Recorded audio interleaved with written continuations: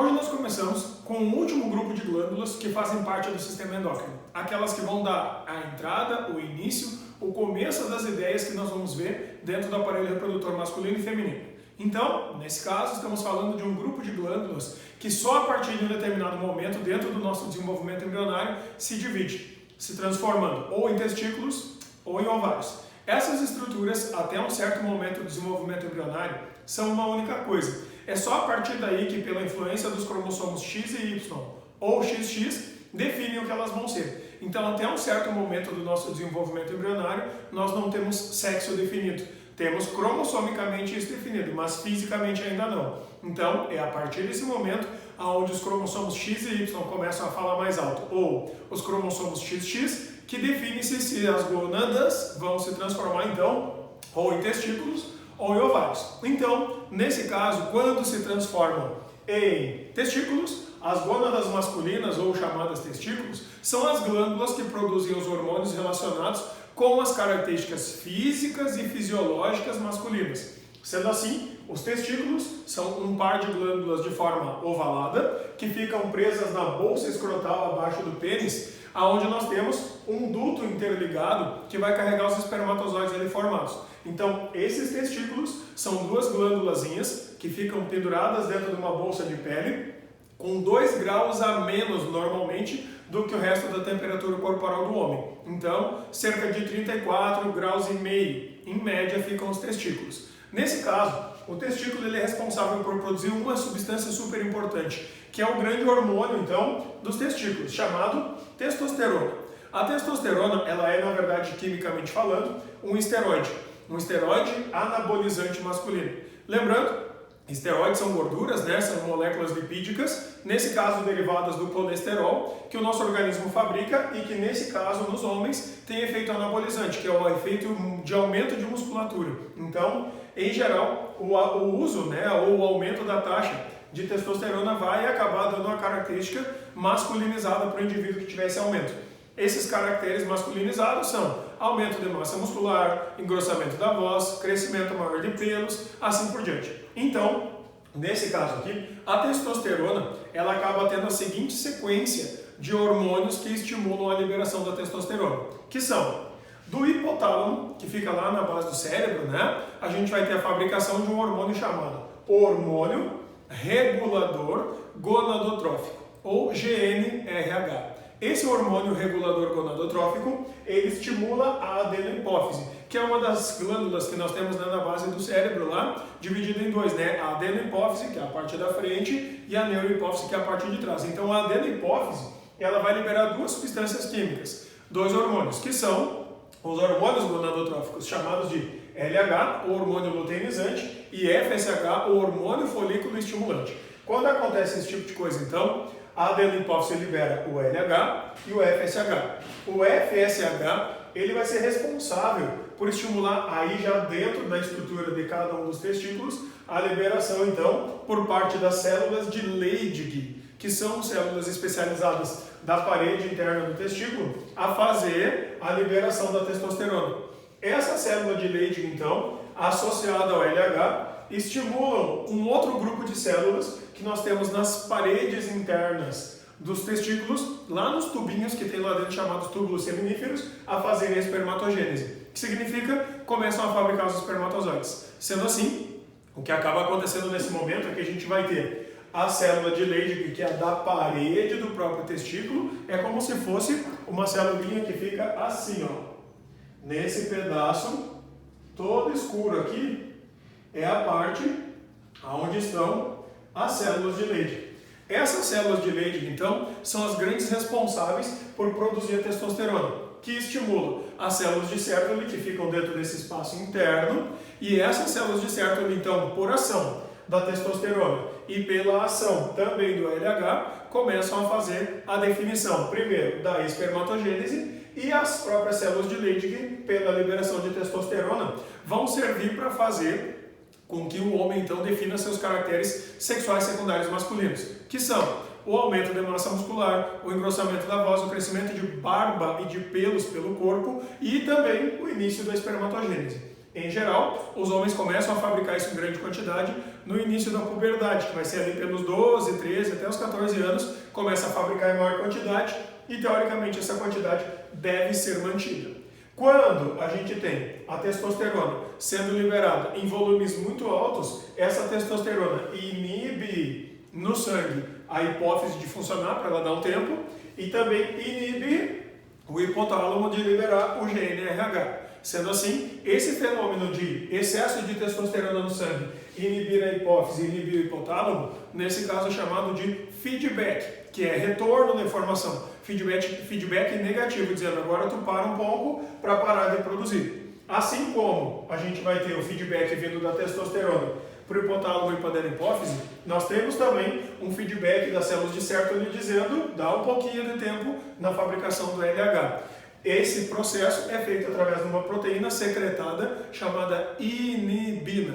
Essa substância inibina vai fazer com que a adenopófise também reduza os volumes de LH, diminuindo assim a atividade de espermatogênese. É isso que vai fazer com que o homem consiga fabricar a cada mais ou menos 48 horas aí, maiores quantidades de espermatozoide para repor aqueles espermatozoides que estão morrendo já de velhos. Então, esses são os principais tipos de caracteres e as principais atividades que nós vamos ter hormonais do testículo, ou seja, da parte das glândulas ou gônadas masculinas. Então, no momento em que as gônadas masculinas fazem esse tipo de atividade, no corpo das mulheres, os ovários fazem um papel análogo, ou seja, um papel respectivo, só que do sexo feminino. Então, aquelas duas glândulas que antes eram chamadas apenas de gônadas, que estavam dentro do corpo da mulher, quando elas começam então a ser transformadas, vamos dizer assim, ou estimuladas a se transformar em ovários, elas começam, a partir de um certo momento, a fabricar outras substâncias químicas.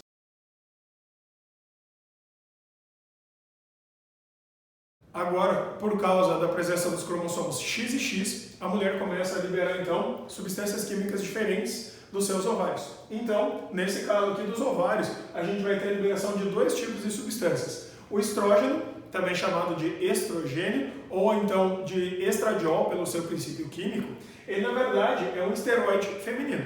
Esse esteroide feminino, ele define duas coisas: características sexuais secundárias femininas, como por exemplo, crescimento das glândulas mamárias, aumento do tamanho e volume do quadril, depósito de gordura na cintura, para a mulher ficar mais acinturada, e ainda o início de todo o ciclo menstrual feminino. Então, o estrogênio vai fazer um crescimento do endométrio. O endométrio é aquela membrana que vai crescer pelo lado de dentro das paredes do útero e tem como finalidade alojar o feto na hora do desenvolvimento de uma reprodução. Então, o estrogênio tem todos esses tipos de papéis. E então, nós temos um segundo tipo de hormônio que também é liberado das paredes internas do ovário, chamado progesterona. A progesterona tem um outro tipo de finalidade.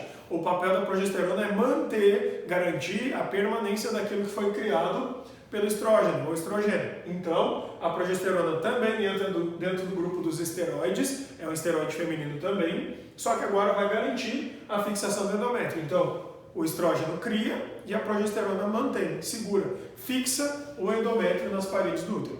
Quando diminui a taxa de progesterona, não tem quem fixe esse endométrio. Sendo assim, se não tem quem fixe ele despenca e cai embora. Como isso aqui é uma membrana altamente vascularizada, isso vai acabar gerando um sangramento, que é o sangramento do fluxo menstrual. Mas isso a gente vai analisar melhor quando for falar do aparelho reprodutor feminino e da sua fisiologia. A regulação hormonal feminina, então, vai acontecer de forma similar ao que acontece nos homens. Primeiro, o GNRH, de novo, como no homem, é liberado do hipotálamo. Do hipotálamo ele estimula a hipófise. Então, a hipófise libera FSH. Uma vez liberado esse FSH, o FSH estimula o ovário a liberar o estrógeno. Aí o estrógeno começa a fazer as atividades dele, que é características físicas e mais o crescimento do endométrio.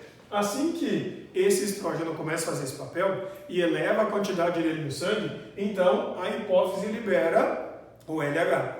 A partir dessa liberação de LH, o LH vem e estimula o ovário a liberar mais uma vez outro hormônio, só que agora é a progesterona. Então, já que o estrogênio já estava fazendo seu papel um pouquinho antes, agora vem a progesterona para garantir a permanência daquilo que o estrogênio estava fazendo.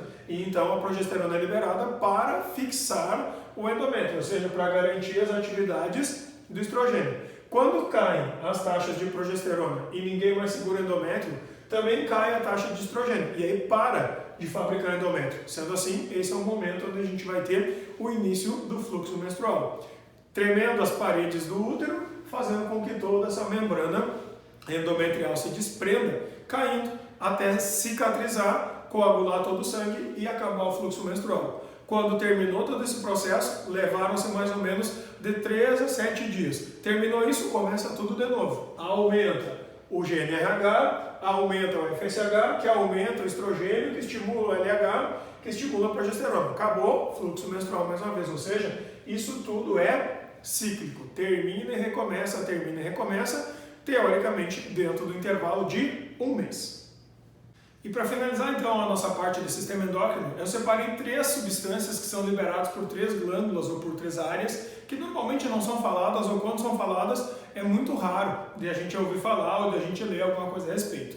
Essas 3 são 3 substâncias que têm papéis importantes dentro do nosso dia a dia. Primeira delas então, a timosina. Ela é uma substância fabricada por uma glândula chamada de timo.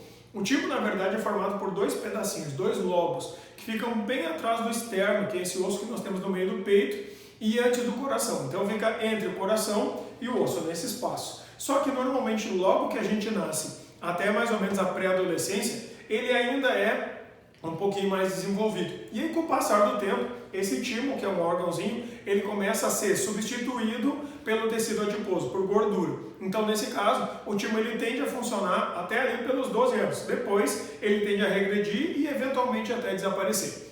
Essa substância que ele fabrica, chamada timosina, ela é muito importante, principalmente, então, nos nossos primeiros anos de vida, e tem o papel principal de fazer a maturação dos linfócitos T, tanto os T4 quanto os T8. E a gente não pode esquecer que esse tipo de célula é extremamente importante para a nossa imunidade. Então, nesse caso, o que acaba acontecendo é que o timo, ele não só vai maturar essas células, como ele também pode auxiliar em parte da sua fabricação. Sendo assim, quando a gente começa a ter a parte da nossa medula óssea e também o desenvolvimento do baço e outros órgãos linfóides que possam ter o papel então de fabricar células de defesa, o timo ele pode dar uma regredida.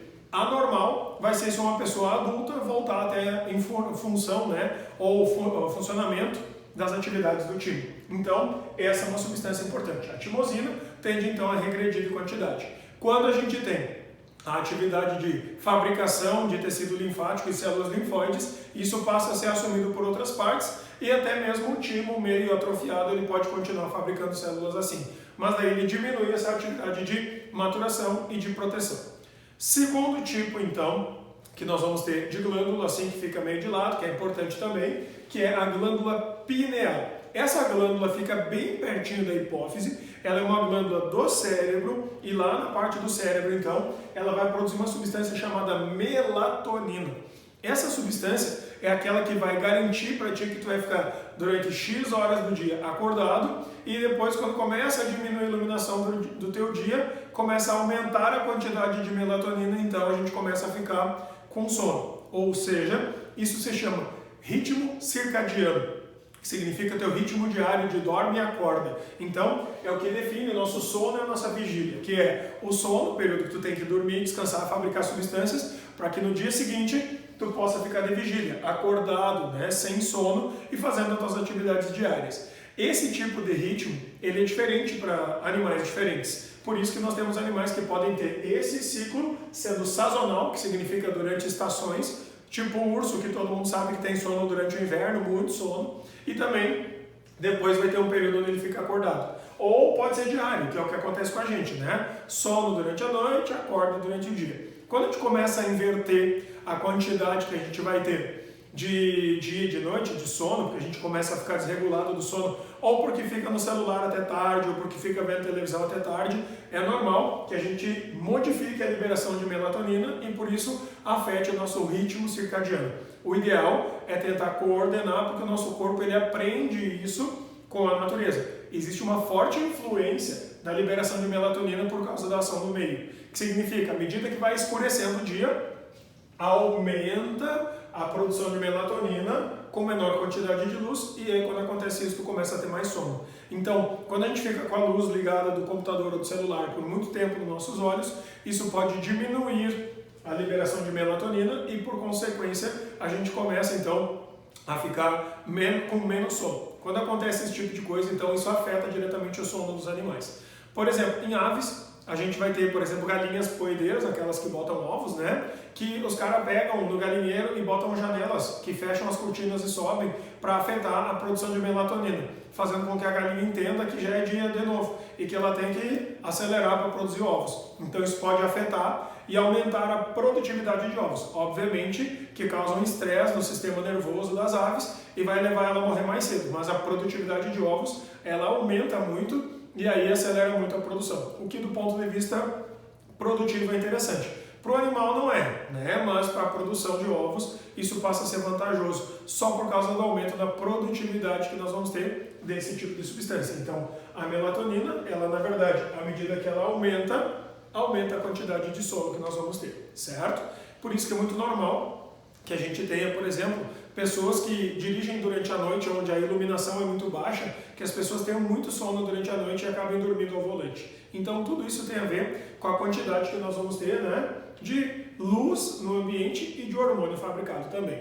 E por fim, então, a gente vai ter um tipo de substância que não é fabricada em uma glândula, é fabricada em várias estruturas, em vários pontos do sistema nervoso, que são fabricadas nos terminais nervosos, ou seja, nas pontas dos nervos, lá no citoplasma da pontinha do axônio, lá dos nervinhos. Então, quando acontece isso, a gente tem a liberação de uma substância super importante, chamada de acetilcolina. Essa substância, ela é formada por uma substância chamada colina, mais acetilcoenzima A, que é a coenzima A, né? Aquela mesma lá da respiração celular, formando então a acetilcolina. Nesse caso, a acetilcolina, ela é uma substância produzida no citoplasma, lá na pontinha do axônio, no terminal do axônio. Aí é liberado diretamente pelos complexos de Golgi nas fendas sinápticas. Só que, em especial, nos nervos que fazem parte do sistema nervoso periférico parasimpático. Quem é o parasimpático? São aquelas vias nervosas, a gente não pode esquecer, responsáveis por frear algumas atividades, retardar as atividades. Ou seja, é o antagonista do sistema nervoso periférico simpático. É o antagonista da adrenalina. O que a adrenalina faz é acelera, a acetilcolina vai lá e freia. Por exemplo, um exemplo simples. O coração acelera quando a gente libera a adrenalina, a acetilcolina vai lá e freia e retarda. Então a taquicardia é a função da adrenalina e a bradicardia, que é a desaceleração, é a função da acetilcolina. Quando a gente começa a correr ou fazer muita atividade física, o ritmo respiratório também aumenta. Quando acontece isso, aumenta muito o ritmo respiratório, a gente tem relaxamento e dilatação dos brônquios, pela ação da adrenalina. Então vem o antagonista, que é a acetilcolina, e cria a contração, fechamento e a redução do diâmetro dos brônquios, fazendo com que a respiração volte ao normal. Se a gente já está no normal e a gente tem uma ação excessiva, por exemplo, da acetilcolina, pode contrair demais os brônquios. E aí tu precisa ter uma ação vasodilatadora ou, nesse caso, broncodilatadora. Por isso que as pessoas usam bombinha para asma, por exemplo. Então, todas essas substâncias que nós vimos do sistema endócrino, é super importante lembrar, são liberadas dentro do sangue e viajam pelo sangue até todos os órgãos. E então, fazendo com que esses órgãos possam trabalhar mais, menos, melhor ou pior, de acordo com a substância que nós vamos ter. Sendo assim, todos os demais sistemas, eles obedecem a esses dois sistemas principais iniciais, sistema nervoso e sistema endócrino, que juntos formam sistemas de integração.